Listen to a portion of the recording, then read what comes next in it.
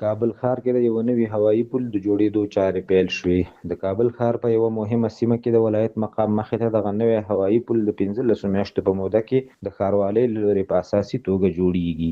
رسما امروز کار ساخت دومین پل هوایی در شهر کابل آغاز شد.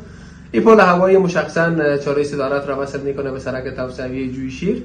273 متر طول دارد، 462 میلیون افغانی سرش مصرف میآید و به گونه مشخص دارای 5 پایه اساسی خواهد بود و دارای نیم دایره ها یا لب خواهد بود که هر نیم دایره 33 متر طول دارد و به گونه مشخص 18 متر هم عرض سرک خواهد بود و شهروالی کابل رسما کاری را با حضور مقامات بلندپایه مراسم افغانستان آغاز کرده و از تمام شهروندان خواهش مایی است که تا ساختن این پل حوصله‌مندی خود را داشته باشند. هیچ سرکی بند نمیشه و با ساخت این پل هوایی ما میتونیم که بسیار مسیرهایی که منتهی میشد به سر زیرزمینی اونا رو کوتاه بسازیم و از بیروبار جدی که در این ساحه هست کاسته شد.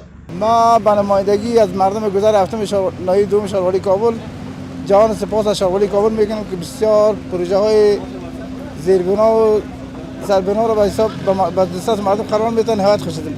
میعاد زمانیش 15 ماست. انشالله کوشش میکنیم بیشتر از 15 ماه بخیر بیشتر از 15 ماه این پروژه تکمیل شود و در مجموع 462 میلیون بودجه افغانی بودجه پروژه است. د وزارت داخلي ته چې کومه لار توسوي شروع له دو ځای نه ده ته د غرب بیخ هغه پورې او بل شروع د زیرزمیني له سر نه ده د نصاراتو لغه نه را دي خو ته د ځای پورې ده. د ریاست الوزرا اقتصادي مرستیال ملا عبدالغني برادر د نفوذ زیاتوالي د اقتصادي فعالیتونو حجم او د کابل ښار اوسني وضعیت ته په کتو ښاري پراختیا ترانسپورتي زیربنا او ښاري نظم اساسي اړتیا وبلله او وویل کابل ښار باید په مؤثره توګه د یو منظم ښاري پلان له مخې پراختیا ومومي. د نفوسو ګڼه او د اقتصادي فعالیتونو حجم ته به په پام شهري پراختیا ترانسپورتي زیربنا او شهري نظم د ننني عصر یوه ډېره مهمه او اساسي اړتیا ګڼل کېږي.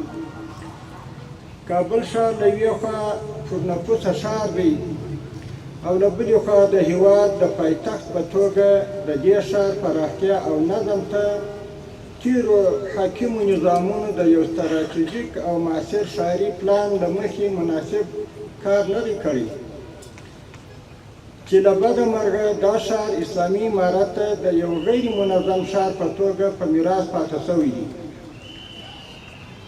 د کابل ښار اوسنی وضعیت ته په کتو اړینه ده چې دا ښار په معاصره توګه د یو منظم ښاري پلان له مخې پراختیا ومومي. د اسلامي امارت یو شمېر لوړپوړو مسؤلینو په دغه مراسمو کې ګډون کړی و چې د کابل ښاروالۍ فعالیتونه یې وستایل او ویې ویل په نږدې راتلونکي کې به کابل ښار د نړۍ په یو پرمختللي ښار بدل شي. برای سال 1404 هجری شمسی برای شهروالی محترم کابل در حدود 8 میلیارد و 113 میلیون افغانی پروژه بودجه انکشافی در نظر گرفته شده است.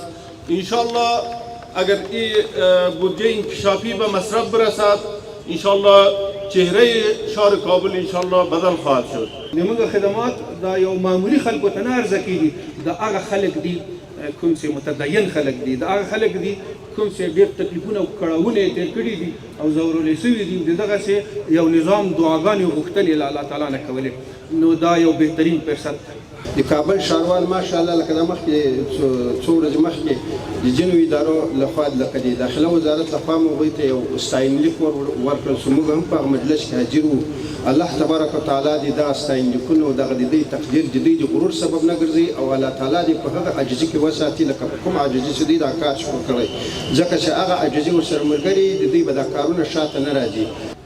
کابل ښاروالۍ په پلان کې لري چې هغه ساحات چې ترافیکي ازدحام ډېر دی هغې ته توسعه ورکړي، هغه سړکونه چې کوچني دي هغه توسعه کړي، بدیلې لارې جوړې کړي تر څو په ښار کې ترانسپورټي مشکلات حل کړي. دا اوس عملاً په ښار کې 120 پروژې یوازې د سړک سازۍ جریان لري. دغه هوایي پل په 215 متره اوږدوالي، 18 متره سور او 6.8 متره لوړوالی لري چې 462 میلیونه افغانۍ لګښت پرې راځي او چارې به په 15 میاشتو کې بشپړې شي.